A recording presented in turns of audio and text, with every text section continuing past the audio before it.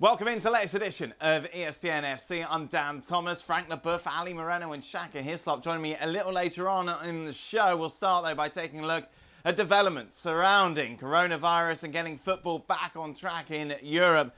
Big news today coming out of Italy. The Serie A medical protocol has finally agreed that individual players will be quarantined with a positive test while the rest of the group will continue to train with ramped up testing. More on that from Gav a little later on. Meanwhile, the Premier League clubs resumed training in small groups on Tuesday.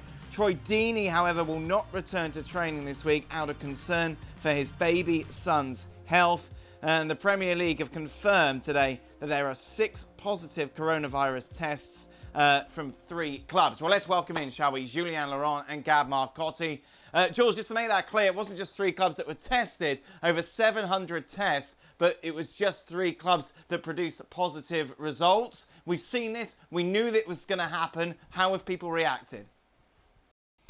Yeah, so 6 tested positive out of the 748 players and members of staff who were tested on Sunday and Monday. So we just had the results today, and the Premier League made that official, which is, I think, a very low number. You have to look at this. Although in Germany, for example, they only had 10 positive cases, but over 1,700, a bit more than 1,700 tested. So if you look at it, it's still, I think, very positive, and I think it comes with a big relief for the Premier League and for a lot of clubs, especially the ones who want to resume football, that number stays low, and 6 out of 750 more or less is 0.01%. I think it's, for a first batch of tests, it's a good result. Yeah, this is good news, isn't it, Gab, overall? It is good news. It's not every club that has been tested. There's one club that hasn't submitted, or their results haven't been included in the total. A reminder that you'll be allowed no more than 40 people at the training ground, so you should end up with 800 tests. So, those numbers, I think, will change a little bit, and there's some question as to why some clubs haven't taken up their full allocation. But, the first hurdle has been passed. We know that the infection rate among Premier League players is extremely, extremely low, as Jules said, and that's an important first step. Meanwhile, we saw Troy Deeney coming out and saying that he's not going to go to training, Jules. Obviously, we talk about players if they're all going to think the same. They won't. Everyone's going to have individual opinions about coming back. What's the reaction to his quote been? Well, I think, like you said in the intro, he explains it by the fact that he has a 5-month-old son who had breathing difficulty when he was born, which you could understand that his health is the priority in the Deeney household and that they don't want to take any risk with anything. So you could expect their lockdown to have been very tight, for example, and very strict. And that Troy doesn't want to take any risk by going back training, even in small groups, and risking getting the virus and maybe transmitting it to his son and maybe the rest of the family as well. So you understand his position. And like we've been saying since the beginning, you will have to go case by case. Every player, like you said, will be different. Some don't have any children. Some have children that are older. Some have babies. Some have wives who are pregnant.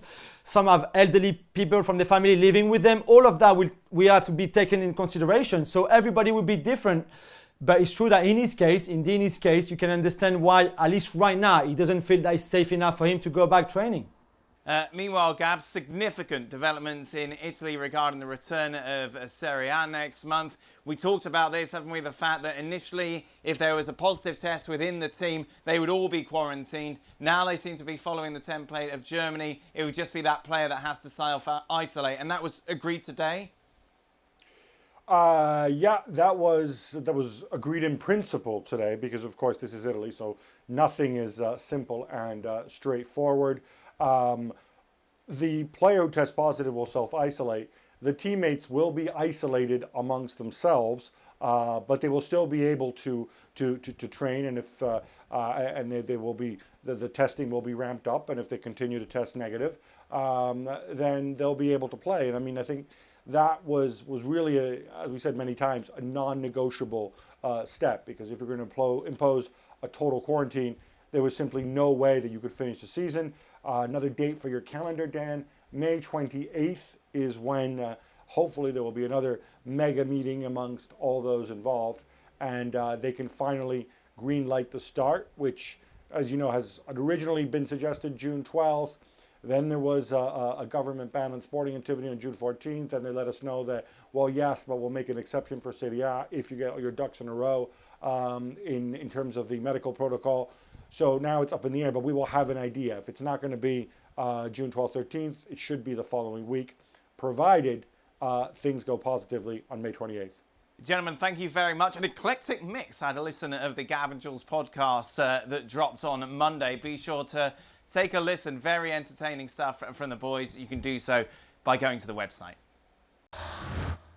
Well, thank you very much for watching ESPN on YouTube. For more sports highlights and analysis, be sure to download the ESPN app. And for live streaming, premium content, and let's not forget as well, ESPN FC 7 days a week. Subscribe to ESPN Plus.